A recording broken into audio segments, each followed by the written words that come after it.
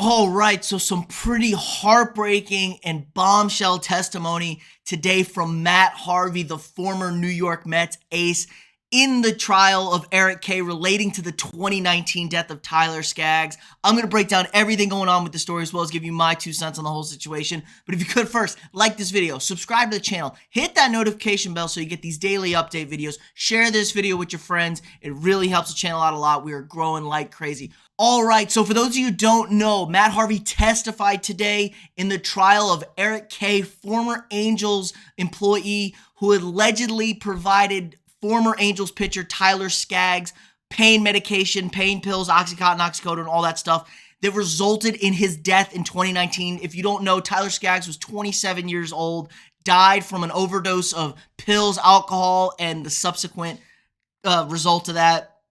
Passed away in 2019. It was a bombshell death, rocked the world. And what Matt Harvey had to say today was absolutely devastating. He took the stand in defense. Kay's defense team called him to the stand to say that Skaggs was receiving pills from everybody. And Harvey just broke down everything. Basically, Harvey went to the Angels in 2019. He obtained Percocet from a hockey player. He didn't name the hockey player, but said that's when he got Percocet and started using. And then him and Skaggs became good friends, and they started trading pills. Skaggs asked him if he had anything, and he told him he had a Percocet or Oxy at the time, but they started trading pills. They started doing pills in the clubhouse, in the dugout together. Just a really, really awful stuff. Harvey said this plays into the awful, awful culture of Major League Baseball where guys have to play through the pain, and the pain is too much, so they got to try and numb it. He was just saying he was just trying to be a good teammate, talked about the toxic culture, talked about when he was the Mets, how he was a party animal using cocaine and stuff like that. Some crazy photos going around now of like, Harvey, let's just pull this up. Harvey mid-game coke nosebleeds. Nobody thought anything of it. Like, Jesus, he was a complete talked about the party culture of baseball. Nobody asked him if he was doing drugs when he signed with the Angels. So pretty crazy stuff. Nobody asked if he was still using drugs. Clearly, he was still using drugs. Harvey admitted to using Percocet in the dugout, in the clubhouse. Claims Skaggs was snorting oxycodone in the bathroom. Just absolutely insane stuff. Skaggs was always taking it. They were talking about road trips, how they wanted to be loosey-goosey before starts. Just crazy, crazy stuff from Harvey here. And just a terrible, terrible setup. But Kay was the guy. So Kay is the guy who would provide guys with pills. CJ Crone was a player for the Angels for 4 years. In 2017, said he would get pills from Kay. He said he texted Skaggs in 2018 saying, hey, I need a big game blue pill. He claims he was joking and he's never used Oxy before a game, during a game. I call bullshit on that. We know these guys are all hopped up on pain pills. It's just a terrible, terrible stuff. You could be on top of the world, but things can be burning down around you. Depression, long seasons, injuries, stuff like that. And these guys get hooked, and it's just devastating. So Kay was the guy providing everybody with pills. Now, Harvey did testify he doesn't know who gave Skaggs the pill that eventually killed him. Doesn't know for sure, never saw Kay actually individually give Skaggs pills, but everybody knew this was the guy that was dealing all the drugs in the clubhouse. Makes sense. I know a lot of guys in clubhouse. There's always a clubby guy that could hook people up with stuff.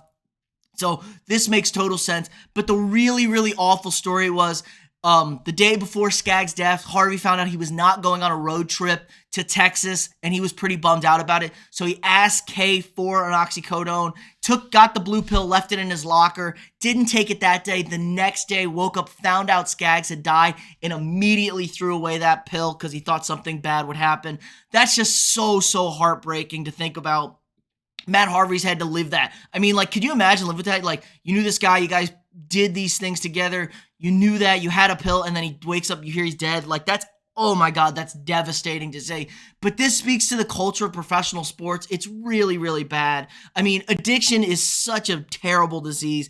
Guys get hooked, but the pain is so real. Think about all the beats and bruises. Like, they put their body through hell, surgeries, baseball especially. You can't play, you get depressed, you start mixing alcohol and pain pills, and it just is a total, total disaster. So this is bombshell testimony, I think. This just sheds entire light on everything going on. I don't think anybody was clueless to what was going on, but baseball seems to be the sport you have so much downtime. You're playing every day. You got bumps and bruises. This is like the steroid era. Guys using pain pills, guys just hanging out, trying to get a buzz. I mean, I know a lot of baseball players. They were always doing shit like this before baseball games, even in high school, just to get this thing going. But man, really, really crazy stuff. I don't know what this means for Kay. I assume he's going to go to jail. He should go to jail. I don't want to necessarily blame it, but when you're providing drugs to guys like this, it just led to a devastating culture. He knew what he was doing. These guys couldn't help themselves. It's such a tailspin, but he entered rehab. They do not know. Nobody can confirm if he gave him these pills, but man, it just looks bad. He was the plug. Everybody knows this guy was the one providing the pills, and it's such a sham that it needed to result in this guy's death. 27 years old, like just a kid still, basically. To really wake up everybody. I can imagine a lot of guys stopped taking stuff when this came out, what had happened, how he died. I bet you a lot of guys stopped using and tried to get help. The opioid epidemic has destroyed this country, and it's a real shame that guys were shoving this shit. They promoted a culture of taking the pain pills, play through the pain, and it's some alpha male stuff, like athletes are alpha males. They want to play through the pain. They want to be that stuff. But also there's a lot of pressure from teams, from coaches, from organizations to push through, and it's just not okay. Hopefully things are a lot better now. I can't imagine they could be much worse than they were. Everyone knows the repercussions of taking these pain pills and how easy it is to get hooked on them. So really, really good to get this out in the open. Really, really awful it had to be this. And I hope this guy goes to jail. He should go to jail. Somebody needs to pay. And it's just really, really awful that it had to be with his life. Again, let me know what you guys think in the comments below. This is really, really tough to talk about. But it needs to be talked about. Get the light out there. Shed it so people know how bad things can be. Again, like this video, subscribe to the channel, hit that notification bell, share this video with your friends, and I'll see y'all tomorrow.